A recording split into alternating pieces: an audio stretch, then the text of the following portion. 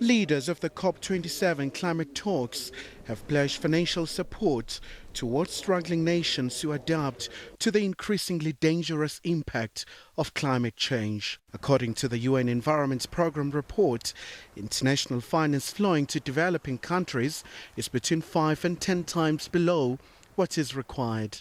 Africa has struggled to respond to worsening weather patterns. There's no time anymore to keep coming to these COPs as an exercise where parties come in their private jets and are sponsored by Coca-Cola, etc.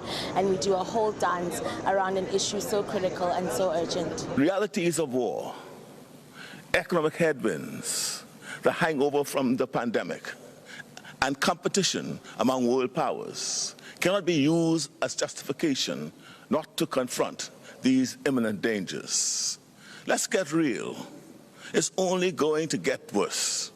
We are entering a new climate era that will drive extreme geopolitical and economic instability. At the UN Climate Summit in Scotland last year, developed countries agreed to double support for adaptation financing to $40 billion per year by 2025.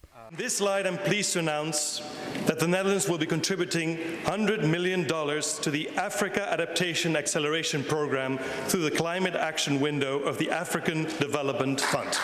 Meanwhile, protesters gathered outside the venue where the talks are held and call for the human rights to be protected to achieve climate justice. We're here to unite our voices and make a collective call to all the people, all the states, all the companies, all the citizens, that there is not going to be climate justice without human rights. The developing nations have made it clear that the rich countries must mobilize loss and damage funds for disaster-hit nations, and some say the developed nations have a duty to pay these costs because their historical emissions are mostly responsible for global warming today.